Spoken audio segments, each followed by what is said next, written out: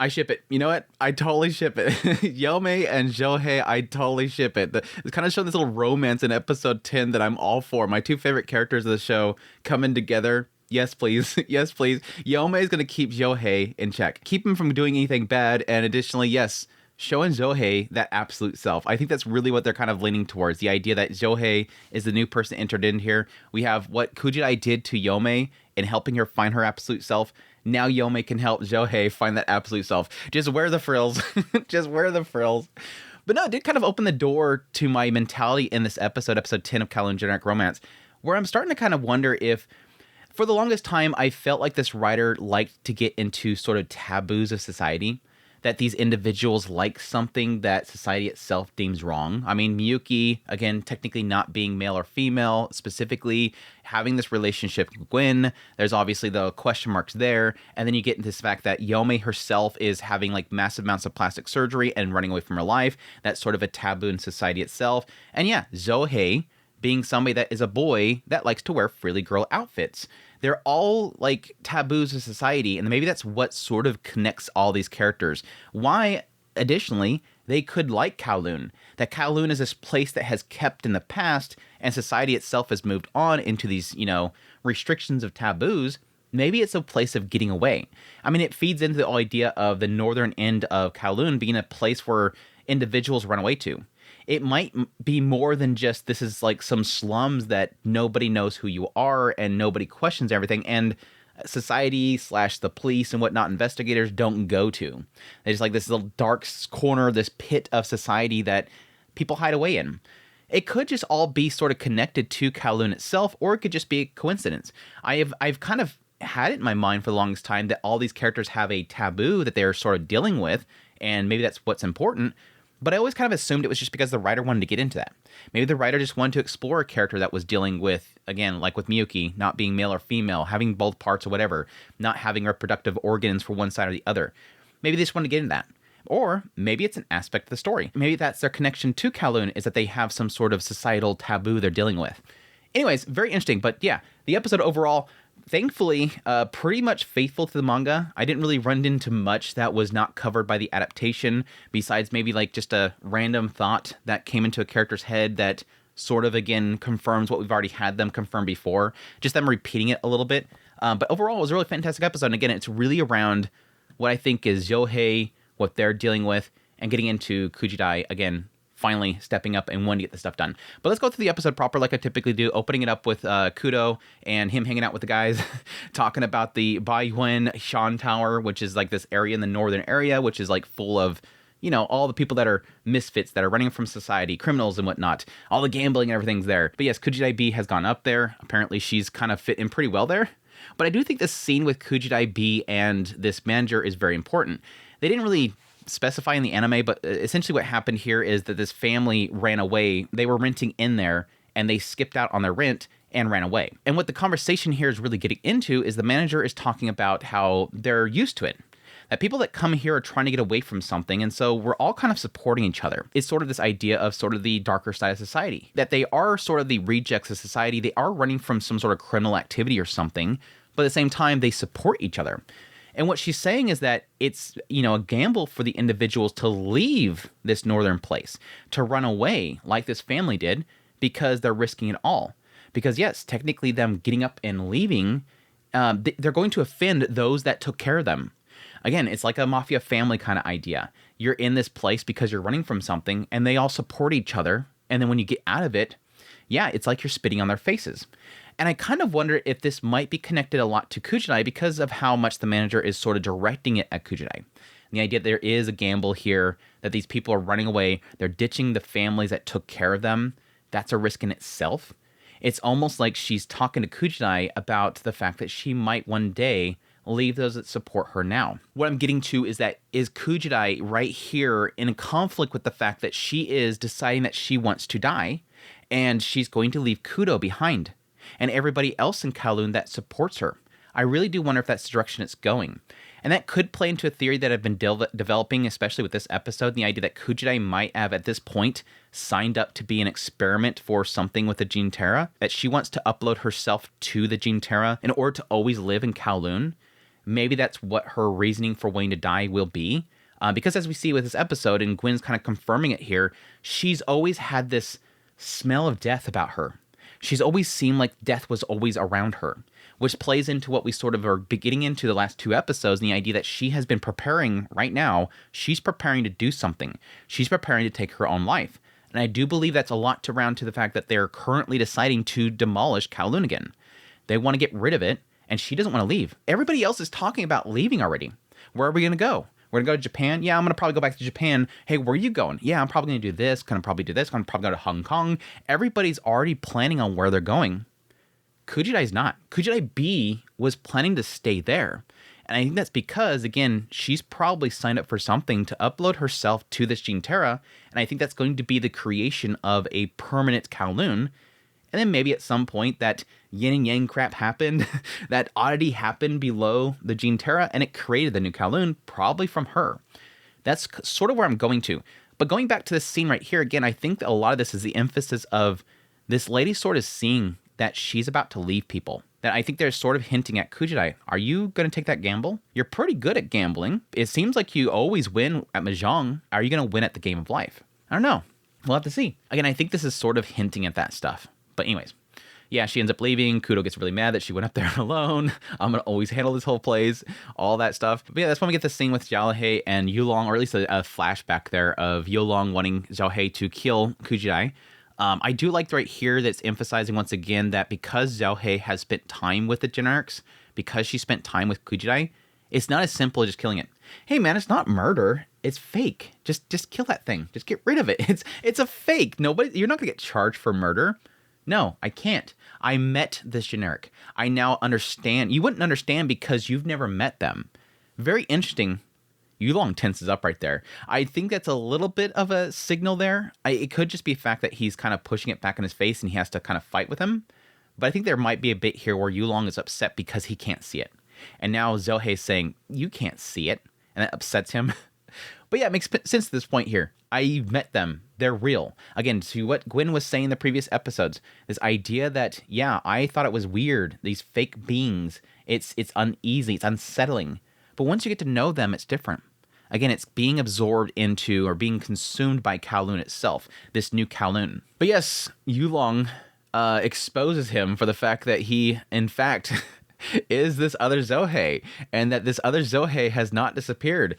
And puts a little bit of a carrot on a stick in front of him. And I thought this was going to be the tipping point, but thankfully it doesn't seem like he's taken the bait.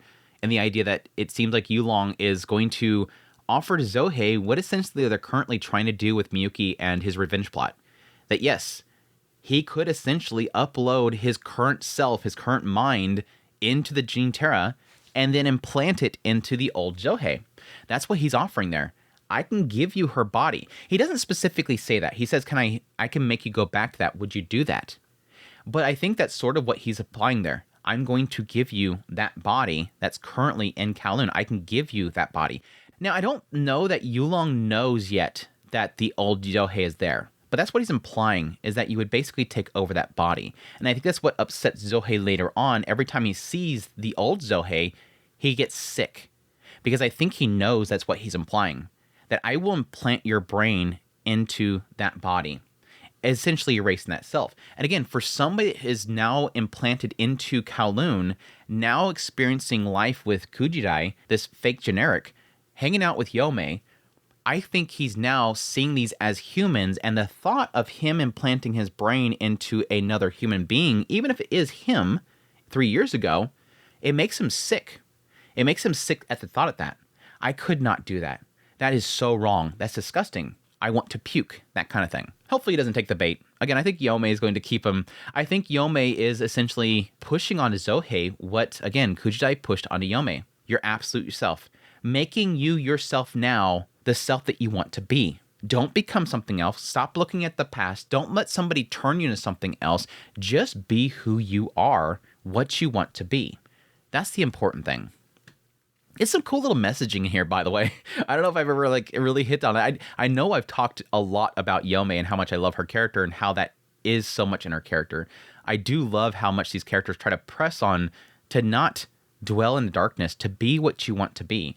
And a lot to what Yaomei is doing with Zohei is saying, Wear those frills. Wear them. You want me to make a bigger dress? And I think that's why they're probably like so perfect for each other. Yomei can actually make dresses for Xiaohei that can actually fit. They're totally going to do it. No, technically right here, Yulong does point out to him, you've seen her, didn't you? You've seen her in that KOWLOON, right? Yulong knows a lot more than he really should know. And I think he probably gets that from just kind of seeing how much it's thrown off Xiaohei. And he might know the secret as to why both the Zoheis are there. I think, like I said before, I think it's probably going to come down to the fact that they're so different.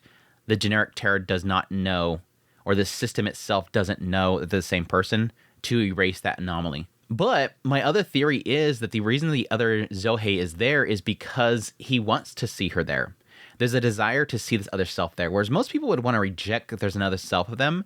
I think he wants to see this other Xiaohei because it's what he ideally wants to be again. That was me. I wanted to be that again. I want to be small and be able to fit in those cute frilly dresses again. But anyways, that's when Yaomei shows up. We get our little romantic scene, her showing up there. Are you sick? Are you everything okay? Are you dehydrated? Here, have some ice creams. Don't eat that. Don't eat that. Stop eating that junk. It kind of turns into this whole thing where he's telling Yaomei not to eat junk food because it's bad for you, whatever. But I think there is an element here where he's like, no, stop eating this stuff in KOWLOON because it's absorbing you more into this world. But I do really love it. Like the fact that he's like, I'm not going to do anything to ever hurt you. I'll never do anything that make you feel sad, because he sees Xiaohei run by and he's like, I can't do it. I'm not going to do it. Again, I think that's a whole sick aspect. I think he sees the other Xiaohei and thinks, I can't end that life. That would be me ending that life. I can't do that. It makes him sick. But yeah, I'm not going to do anything to make you feel sad. Was this romance? Yomei's like, Doki Doki. I've never had a boy say that to me before. It's super cute. Again, I totally ship it. Anyways, that's where we get to Reiko contacts Yaomei about the glasses. Again, it's pretty much showing fragments of Kujirai B's life. I'd assume that's going to be sort of that glitch in the system where it's sort of a window into her life and everything that she's experienced. I think at this point with the glasses, there could be an element here where Kujirai B, again, being in the Jin-Terra, I think she's trying to communicate to the other Kujirai. And I think it only works through Kujirai because they're so similar, because they are the same person. Just, again, a recreation of that same person. And so I think that's the only reason the glasses work for Kujirai. And again, a lot of that could be the fact that in Kujirai, the generic Kujirai, she has literally those memories are deep implanted back there. They're just locked away. And she's got to unlock it over time. Now, I thought possibly the talismans themselves would only be visible to Kujirai, but we do see later on, Yaomei does see them as well. Because they sort of played out similar to what Yaomei is experiencing with the Midsummer, It's Always Midsummer. This idea that it's an oddity about this area, but you don't notice it until it's pointed out. And then you forget it very quickly once you consume things of KOWLOON. I thought that possibly the talismans was going to be the same situation, because Kujirai at some point when they go to the northern area, she says that she's always seen them, but she's never thought about them. They're just everywhere. Why would you not notice that there's these talismans on all the walls? Like, they're scattered everywhere. They're all over the place. Why would you not notice them? Why would you not question why these talismans are everywhere? I mean, technically, we do as a viewer, because we're watching the show and going, this is a little bit odd that there's these things everywhere, but nobody's pointing it out. So maybe it's just style. Maybe the writer just likes the stylistic choice of having talismans everywhere. This idea of something being sealed away or something like that. Again, I thought that they were supposed to be fortunes, because I believe one of the little skipped little pages of the manga, Kujirai pulls it and says like she got good luck. So I thought maybe they were all a bunch of like luck talismans or something like that. But right here, she's finally noticing this isn't normal. Like, they go to this whole northern area and she's like, I've never really thought about it. Why are these here? And she goes to pull them. And of course they get interrupted. But again, I think this whole thing is sort of going to be a view window into those memories. Look into Kujirai that is locked up inside of her mind, and finally starting to kind of, again, unravel exactly why she's there, exactly why, as she's pointing out at the very end, why she is a copy of this person, why does she exist, why does KOWLOON exist, why did she meet Kudo again, why is she at Kudo's side, all this stuff. It is kind of heartbreaking part of this whole situation, and again, it's kind of emphasized by the conversation with Gwen, that Kujirai right here is now seeing sort of a vision of a Kudo that she's never seen before. And again, it goes to the idea that she was happy before that she got to see a face that only she's seen of Kudo's, and now she's seeing visions of Kujirai B looking at Kudo and seeing different faces. Now I'm finally seeing what he's sort of seen, but also showing that sort of pain that she's sort of creating, because it's now real. I can now see what Kujirai B sees, so now it makes it more real that this Kujirai B has actually existed, and that I'm causing Kudo this pain. Before we get too much in that stuff, though, we did have the meeting with Gwen. They sit down. Again, this is with a point where Gwen is pointing out that he's never really liked Kujiraibi, and it was really around the idea that she always had this scent about her of death. And again, I think that's because she was planning on dying, and I think he kind of sensed that. I think there is an element sometimes when you're around certain people, you can sort of feel that presence, that idea of sort of not seeing future. And I think it's really kind of spelled out, again, throughout the last, 3 or 4 episodes, that she keeps saying things that aren't really related to the future. She has no plans. She doesn't like locking herself down. She's all about not reading into a book. She talks about being in the present, not really the future. She's all about nostalgia. She's always about the past. She's always in this back, present, never forward. That's really kind of what they've seen. And I think that's what Gwen is picking up there. That's the scent I think he's talking about. That she's always has this mindset of never kind of looking forward. Again, they get back into the cause of death. He doesn't know. It was interesting that he sort of puts it that he doesn't know how she died, but he knows that she took her own life. She asks about that, and he says it's a figure of speech. I think what it's sort of saying here is that he doesn't know the cause of death because he doesn't know what caused it. Not necessarily that he doesn't know the tool in which was used, but more so he doesn't know why she came to that conclusion. That's what everybody's kind of puzzled about. She's engaged. She's about to get married. All this stuff. Like, she has her future ahead of her. She looks happy. She's happy with Kudo. Everything looks up. Even herself, again, pulling the luck. She's talking about the luck in finding Kudo. She is happy. Why would she do this? And again, I think that comes down to the fact that she either is going to die. Maybe she possibly has some sort of terminal illness. It seems like the doctor never picked up on it, so that seems odd. But I think it's a lot to do with the fact that she doesn't want to leave KOWLOON.